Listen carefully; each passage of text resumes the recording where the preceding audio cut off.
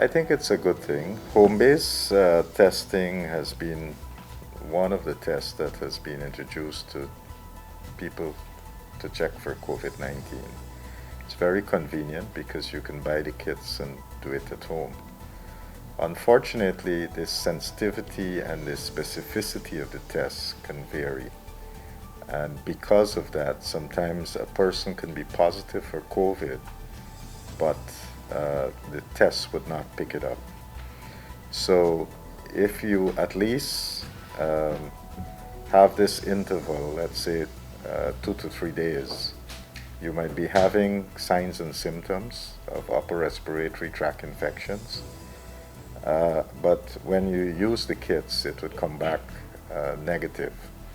So, but if you're persistent, if you do several tests over that period of time, then you might notice that it will turn positive. So it is important because of the sensitivity and specificity of the tests. That's why initially you might not see anything. So for persons here in Guyana who has been testing themselves at home, if you have flu-like symptoms and you have tested negative, it is advisable that you continue testing for at least 2 to 3 days to make sure that you're not positive. And again, if there's any doubt, the test that is really more accurate would be the PCR test. And you can come into any one of our facilities and the sample would be taken and we'll be able to run those tests at our laboratories.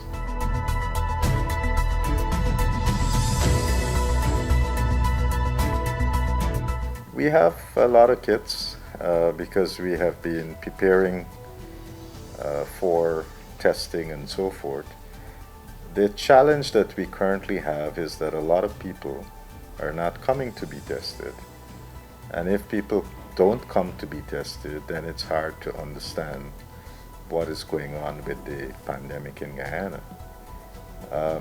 Criteria for testing is very open. Anybody who feel that they might be at risk for COVID or being in a situation where they can get COVID, or any person who is displaying signs and symptoms of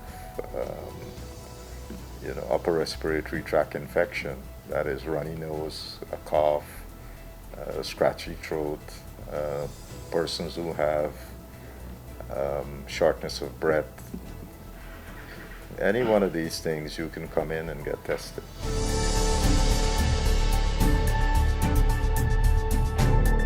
So over the last 24 hours, we did 55 tests.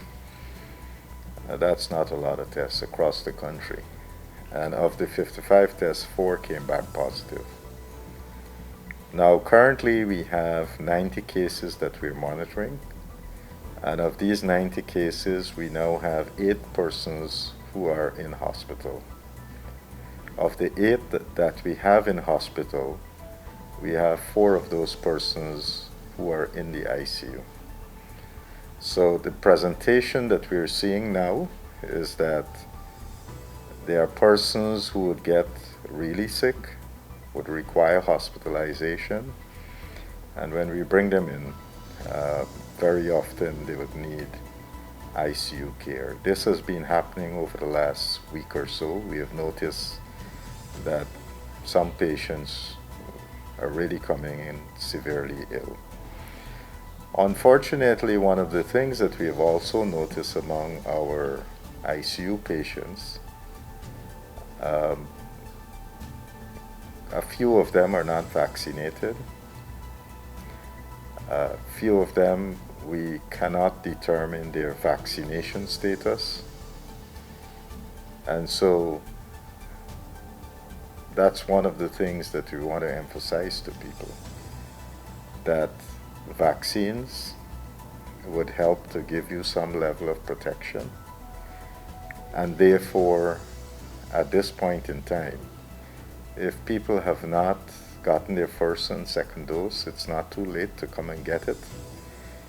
If you've gotten your first and second dose but you didn't get your booster shots, now is the time perhaps to go and get your booster shots.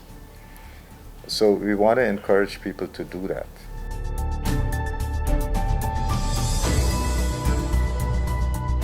So of the 90 cases that we're tracking right now, we have 1 case in Regions 2.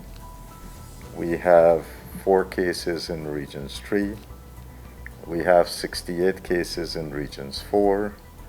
We have 2 cases in Regions 5. 7 cases in Region 6. We have 1 case in Region 7. We have 7 cases in Region 9.